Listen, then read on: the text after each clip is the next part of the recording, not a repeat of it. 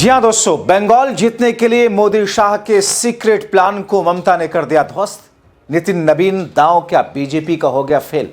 स्वागत है आप सभी का। आप देख रहे हैं द राजनीति का विशेष सेगमेंट खबर और विश्लेषण। मैं हूं जब्बार खान।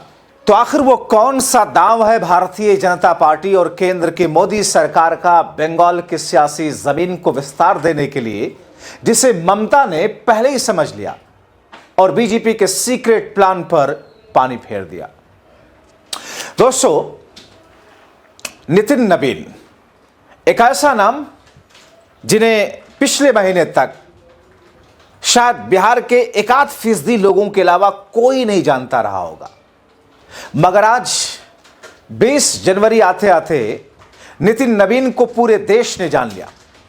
भारतीय जनता पार्टी के केंद्रीय नेतृत्व ने, मोदी और शाह ने पहले उन्हें उठा करके बिहार से बीजेपी के राष्ट्रीय कार्यकारी अध्यक्ष बनाया और तभी यह तय हो गया था कि यही अब राष्ट्रीय अध्यक्ष होंगे और उसकी औपचारिकता पूरी कर दी गई नियुक्ति की। भले ही वो ड्रामा हुआ हो नॉमिनेशन का, इसका उसका चुनाव का, क्योंकि बीजेपी में राष्ट्रीय अध्यक्ष का चुनाव होता ही नहीं है। अब दोस्तों, नितिन नवीन बीजेपी के 12वें राष्ट्रीय अध्यक्ष चुन लिए गए। इसका ऐलान जिस तरीके से धूमधाम के साथ में किया गया, किस अंदाज में कैसे हुआ, आपने देखा तस्वीरों के जरिए से। अब दोस्तों, 46 साल की बीजेपी की कमान नितिन नवीन के हाथों में है। हालांकि काफी कम एज के भी हैं, राष्ट्रीय अध्यक्ष पार्टियों के अगर तौर पर देखा जाए तो। नितिन नवीन की नियुक्ति को एक्सपर्ट्स शाह का एक मास्टर स्ट्रोक बता रहे हैं, क्योंकि बीजेपी के सामने बिहार के बाद बंगाल जीतने की न सिर्फ चुनौती है बल्कि चैलेंज और बड़ा लक्ष्य। क्यों? नितिन नवीन उसमें किस कड़ी के तौर पर फिट बैठ रहे हैं? नितिन नवीन कायस्थ जाति से आते हैं। कायस्थ होने के नाते बंगाल के उस वर्ग से जुड़ते हैं जो दशकों से राज्य की सत्ता और संस्कृति को आकार देता आया है।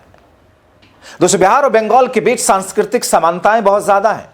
एक्सपर्ट ये मानते हैं कि यह फैसला अमित शाह की रणनीति का हिस्सा है, जो बंगाल को अगला बड़ा लक्ष्य मानते हैं।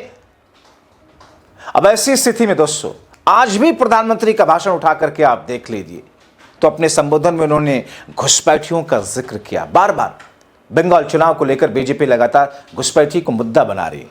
यह और बात है कि मोदी शाह के जरिए, इलेक्शन कमीशन के जरिए जो कुछ SIR कराया गया, उसका जो भी ड्राफ्ट आया अब तक, उसमें किसी भी बांग्लादेशी या रोहिंग्या घुसपैठिए का एक नाम तक चुनाव आयोग ने नहीं बताया।